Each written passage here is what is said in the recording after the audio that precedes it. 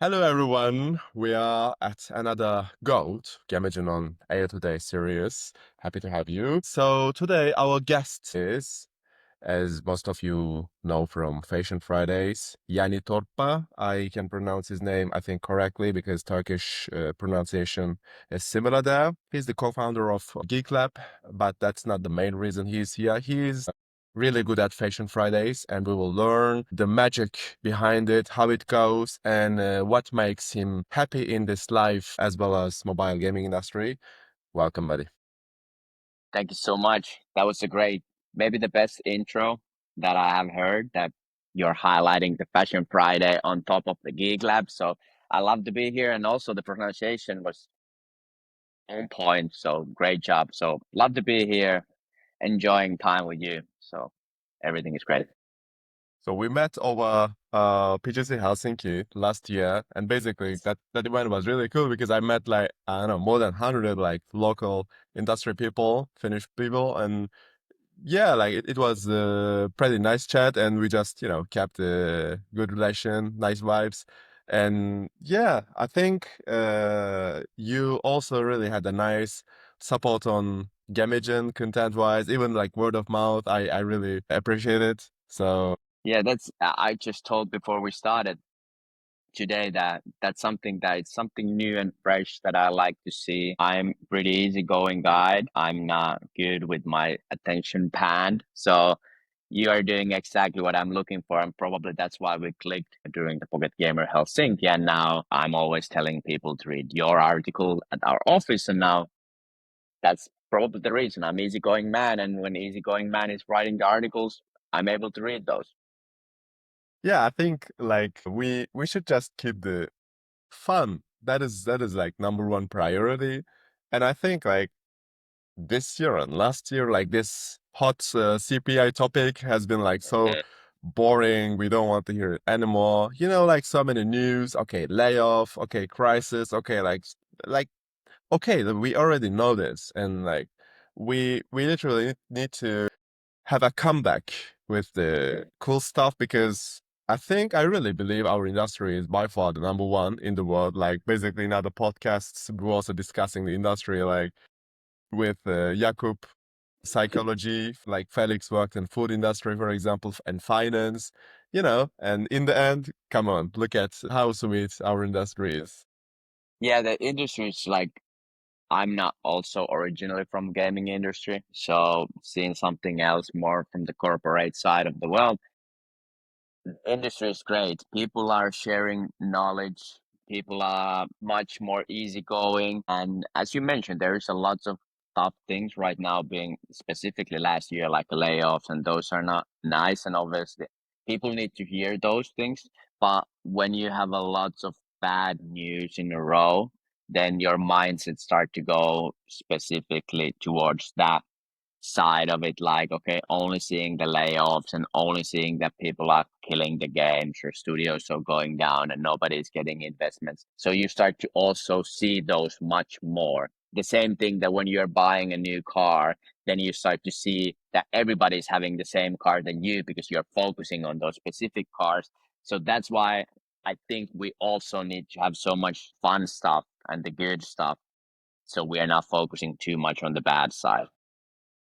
So actually, let's chat about that. Like you are one of the few people who really focus on the fun, cool side of LinkedIn posts, basically. So it's same for like Mate, for example. Like whenever I see his post, okay, like something weird, something fun, something Yeah. cool should be coming to a newsletter post. Like for example, he published post today, and basically on the cover image, it was like him with Bible, like that was another cool one. Like how do you feel about this tempo connected to industry and actually also LinkedIn? Like we should also chat about LinkedIn, I guess. Yeah, that's a good topic for sure. Yeah, Mate is, we also have a great relationship with him, probably because we like same kind of stuff. The difference between me and Mate is that Mate really knows something. I don't know anything, so he can mix things up pretty nicely and get the attention, but he also knows many things, and the whole 2.5 gamer people, they know a lot of things and insights, which is great, but they are combining fun stuff. And also I appreciate them to, like, I being in a podcast as a guest, and they have a they are able to invite people who are not, let's say, like me. I'm the fun guy, and obviously I'm not many things because of Geek Lab. I'm working with all the biggest companies in the world as a clients, but still I'm not specific guy that I know lots of about the UA or something specific, but they still want to invite and have a nice atmosphere. So I like that. But about the LinkedIn and the Fashion Fridays, it's pretty uh, not funny story, but I'm not huge fan of LinkedIn because LinkedIn is like old people Facebook, kind of, on my point of view. People are now updating everything there, and everything is related to B2B sales or whatever that you learn. So last year, basically, a little bit before that, we started the Fashion Friday thing because I wanted to do something that it's based on fun that are not related to basically our job, but I want to still put those like quotes that are a little bit related what we are doing, and then I try to match the photo to that, and that's the fun part. We started that with our head of marketing like a little bit over 1 year ago, and now people love it. And the only focus is to find funny pictures of me and then try to combine that to something that it's related to super little bit about our industry. So now it's working super nicely. So I like LinkedIn. It's a great way to reach people. And we are getting basically, or half of our clients that we are getting through the LinkedIn, on my point of view. Basically, we built the whole company with the LinkedIn the couple first years because that's a great place to reach out. But obviously, a lot of people are reaching out. So that's, I understand that when you are another side of the table, so you are the studio founder, you don't want that every single day some vendor like me or our partnerships are reaching out. So I like LinkedIn because of the opportunities, but it's pretty packed now and I don't know how to do. But then Fashion Fridays are something that I want to share because they are not related to work. I'm not promoting anything usually. I'm just putting fun pictures of me and then trying to combine, and people love it. And that's weird part because my idea was just to post those, but then I'm not able to stop because every time I go to events, at least couple people comes to me that, hey, amazing, I love the Fashion Fridays. And I'm always like, why you like the Fashion Fridays? You're not learning anything. And they're like, I'm laughing those pictures. That's the fun part. So I love it. That's big contribution. Like you literally give people a reason to enjoy LinkedIn with those posts. I think it's a thing. You know, there's actually a saying like if everybody cleans like nearby their house, the world would be super clean. We wouldn't need like any other people to clean it or anything.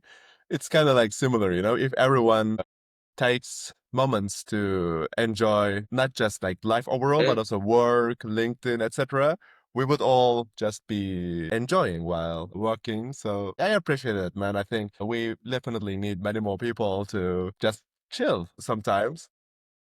And yeah, and then the business point of view, it's also usually because I go in many events all the time, and my job is obviously because I'm an evil vendor, so I'm selling the things that we are providing to people. So I try to meet new people and old people and create the connections. Fashion Friday, it's being last one, basically the best icebreaker because if people are knowing me from Fashion Fridays, the conversation will start like a super honest and humble place. It's not related to work too much, and then we can have a chat about the fashion or the Fashion Friday post or whatever, basically. And then that's like realistic way to start the conversation. It's like original. So it's, there is no tension or there is no ideas behind why we're starting the conversation. And that's being super nice because then you can really create the relationship with that person. And obviously in the end that might end up in a partnership or something like that we are having here. So and Yeah, that's why it's been ice great. breaking. very, very cool intro, ice breaking, some binding over there. As you mentioned, maybe you will catch from some interesting topic like jumping, bouncing there. That's really nice stuff, man. Because like I also worked on the sales side, and I know Yeah. how annoying you could be for them if you like don't know the hacks. Uh, Basically, you really need to be yourself first. Don't go like, hey, like buy my product. It's literally so bad. yeah, it's hard part, and now it's a little bit maybe more easy to have a chat with me, maybe. So it's been a great choice on my point of view to do the Fashion Friday. The only thing is now that I need to have a lots of pictures of myself, and we've been going through old pictures. So I still have it for this year, but I need to also take a new funny pictures. All of us is having a great, good pictures, but having a funny pictures, it's not that easy to find. So that's going to be my problem. But I'm still having a lots of in the storage. So Yeah, good but things are still, coming. it's in one of your day-to-day job Yeah. responsibilities, I think, right? To like buy many clothes, Yeah. take photos. Yeah, nowadays I need to do that even more because of the Fashion Friday. But also that's one thing that I just love. I love fashion, and the fun fact that maybe some of the people in the industry knows that. I used to own a clothing company here in Finland with Yeses. We found that's the first company that we founded 2017. So we used to own a clothing brand here in Finland, which grew pretty nicely, and that was my full-time job many years before Geek Lab, and even during the Geek Lab at the same time. But then the Geek Lab took all the time, and that's why we closed the company. But that's my passion overall, the fashion stuff and buying the clothes. So then it's easy to match your hobby and now your current work and bringing something new. And also, it's been super nice to see that other people are starting. I don't say that I've been starting some kind of movement. There's been always funny guys in this industry, and I've only been in this industry like 6 years, so I'm just a rookie. But there's been fun guys like Mate and John Wright and many other people that are doing the original stuff. But now it's nice to see that people are focusing more and more like what kind of things they are wearing in events, because I like to see something crazy. So yeah, it's been super nice to see that people started to focus on those kind of things and combining hobby and also having a great chats with the people that are also interested in. Because with me and John Wright, one of the first things that we started to discuss outside of the business was shoes, and I learned that he's a huge shoe guy, and so why am I. So that's why we started to click. Like, okay, this is the thing that we can have a chat, and then ended up working relationship. Actually, like what you mentioned about you matched your hobby in like mobile gaming industry. I think that's pretty important thing because not every industry lets you have it. So wherever you come from, like we were chatting about, psychology, finance, clothing. I, for example, studied English language teaching and using basically education and even like, proofreading, editing, playing with English, those type of things are unique for the industry as well. So imagine like you were maybe professional sportsman and you join industry, you will use them. Like, don't worry, it can be team Absolutely. events or in industry shows. You can basically chat with people about that. That's really lovely. And actually, I would like to like take your thoughts about how do you feel about the mobile gaming industry in Finland specifically? How do you see it? That's a good question. And we are now, on my point of view, a little bit in a new age era, because we have a great reputation for being the one and only, basically, with the Robio, and then after that with the Supercell, and even before Robio, like Digital Chocolate and those kind of old school who really made the difference in the mobile gaming industry, having Angry Birds and those kind of things, and having a big amount of great companies, Supercell, Rovio, Metacore, Nitro Games, Small Giant. So many great gaming companies are here, but now it's being not quiet, but a little bit more quiet for some time. And now there's being like a little bit new companies like Metacore, and then a little bit even smaller companies that are having huge potential. But there was like a quiet time last couple years, on my point of view, that we had those old big companies, and then we didn't have anything else. And obviously, when you're founding a company here, like a mobile gaming company here, there is a pressure because you know that, okay, people expect like a Supercell stuff. And we know that Supercell is something extraordinary in a gaming field, but people expect those kind of things. And yeah, that's why I think we are now in a new era. So now it's been long enough that we can start a new era of having a new studios. Lots of great people are founding the companies who have been working in the Robio, Supercell, Next Games, those kind of companies, like the old cool companies, and now they are founding a new companies that are bringing the new ideas, the fresh thing, and they don't feel maybe that big pressure of our history. So now we are going to right direction, but still I'm waiting like who will be the next big ones. They don't need to be like a Supercell, but who will be the next big one in this industry and from Helsinki. Yeah, actually, you depicted it very well. And basically, yeah, like I can't imagine like next Supercell, like what are they doing today and how will, the next 5 years shape up for them. It's so hard, and actually all because of the last, like, 2 years, this CPI stuff. And actually, it's like the scenario kind of looks a bit similar to Turkish industry, because like we have the peak here, Dream Mhm. Games, etc. Okay, next Dream Games. No, it doesn't happen like this very quickly. We had also so many like studios with big investments, etc.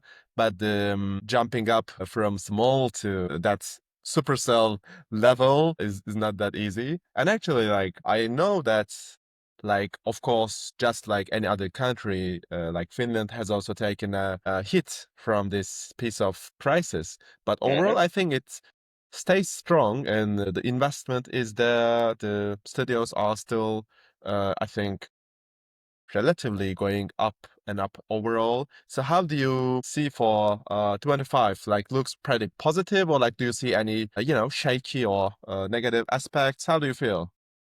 The last year was like a roller coaster, also for us, but like the whole industry. And now the events that I've been now 2025, so Pocket Gamer London and then White Nights in Abu Dhabi, people are talking much more positively about the industry overall. So I have a high hopes for this year that this year will be little bit easier than the last year, but not going to be fully normal. So because it takes some time, but I think we're going now right direction slowly. And the same thing is happening here in Finland. Supercell is kind of leading the thing that they are also doing new stuff, releasing new games, and that gives also hope for the smaller companies that we can do it also.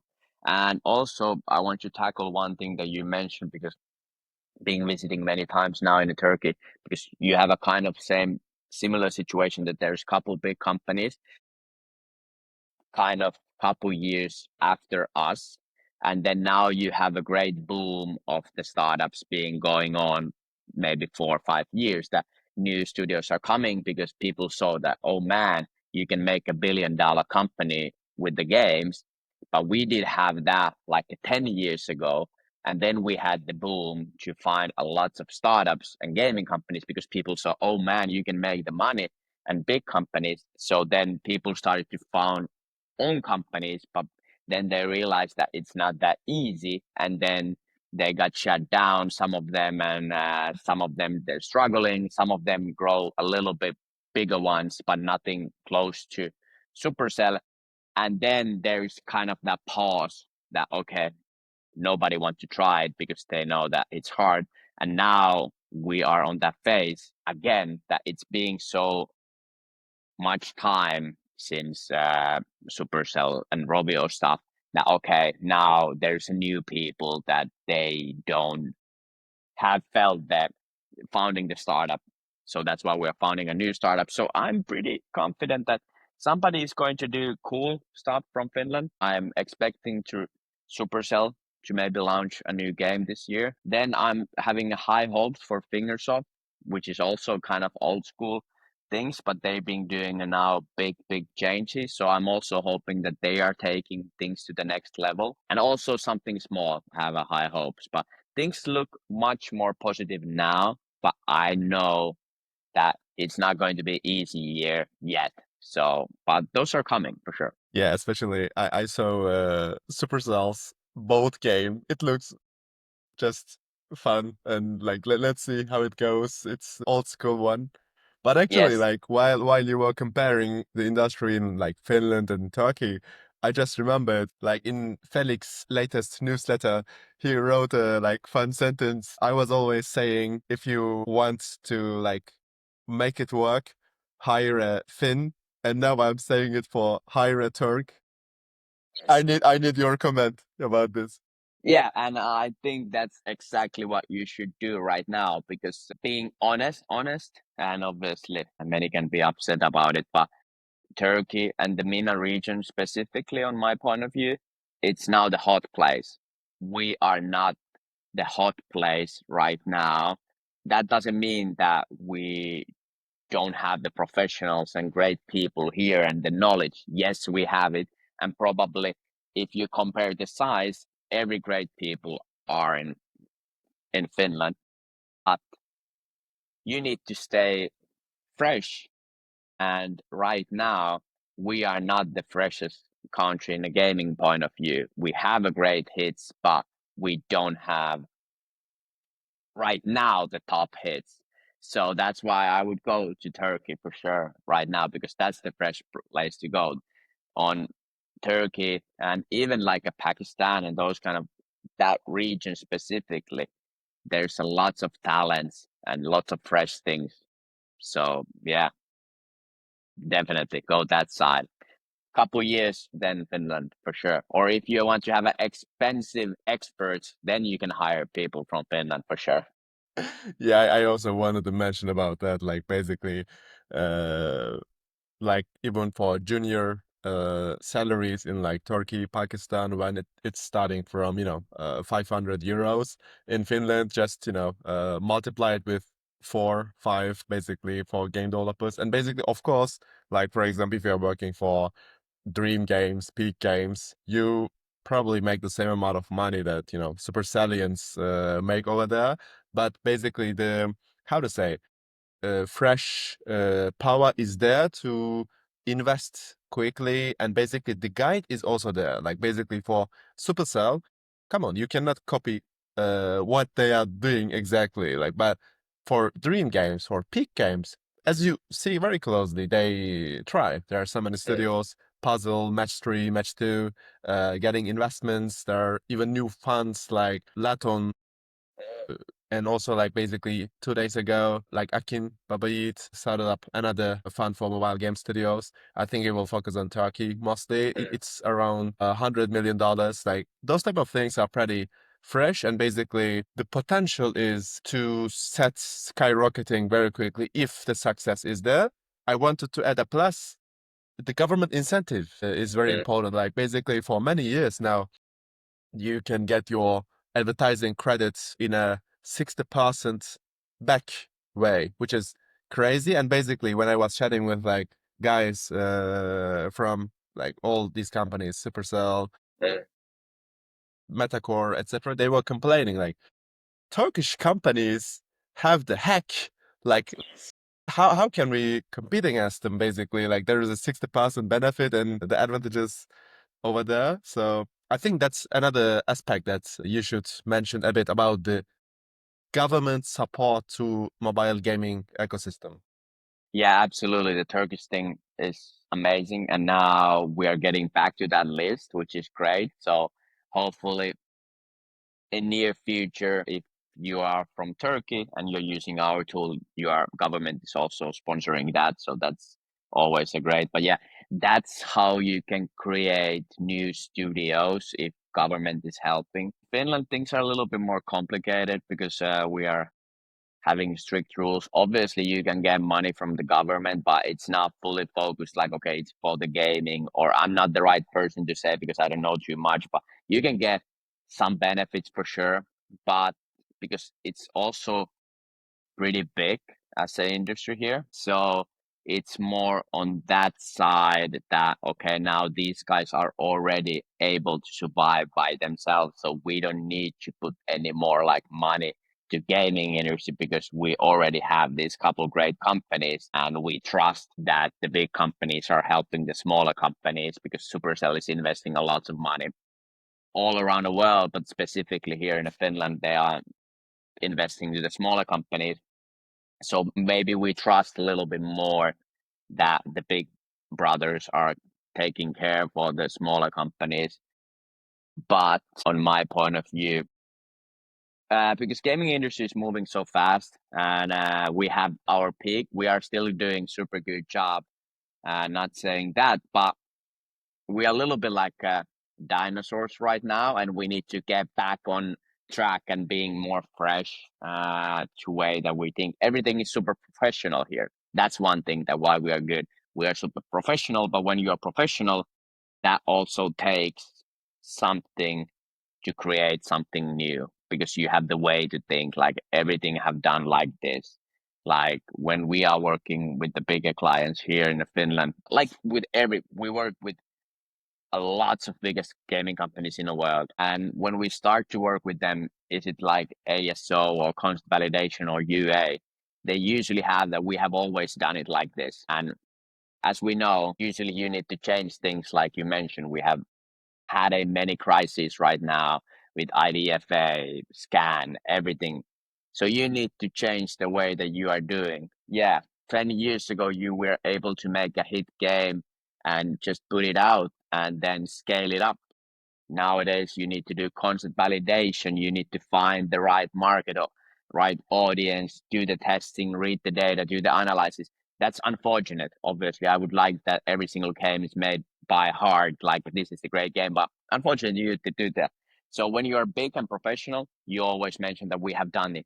And then you're like, hey, we have a billion downloads, so we know what we're doing. Yes, you knew it 5 years ago, but now it's a little bit different. So we need to change the way. So now we are pretty professional, which is great, but would be nice to bring a little bit new blood and new studios and new ways to think. We will get there. I think this year, Yeah, next year, absolutely, we should stay positive, and I think the scenario looks really, in a realistic way, getting better and better since we saw the dip. absolutely. And I And think that dip was changing the thing a lot because now things are a little bit positive and people are more open about it. Like, okay, let's try something fully different. Let's do something crazy. Let's do something that nobody have ever done. And that's exactly. Let's stay positive and let's see the bright side of things, not focusing on those bad things. So I think we're now in the right path overall in the industry and going the right direction. The more crazier we are, the better. Then we can do the change. And now we are having a nice era. So era of changing. So I like that. well, I really love the last part, man. Like basically, we would like to convert these ones also to blog posts. I will keep it as a headline. More crazy, more potential to change. Absolutely. How would you wrap up the conversation? Final words to cool industry people. It could also be not cool ones. Don't worry, but for both of them. Wrapping up that, like the whole things that we've been talking about here is that the industry is one of the coolest ones for sure. Only cooler one on my point of view is being professional athlete. That's the like they are the coolest ones in the world. Mobile gaming industry is the coolest industry in the world, and we need to remember that. Uh, we used to be the coolest and newest and the small one. Now we are alongside with the big boys like finance or food or clothing or whatever. We are growing every single year, and it's more and more professional, which is the great thing. That's the idea, getting bigger. But let's not forget that we are the fun and crazy industry. So let's not go towards too much to the professional world. We can be fun, and one good way that I think is smart people know that they are stupid, and stupid people think that they are smart.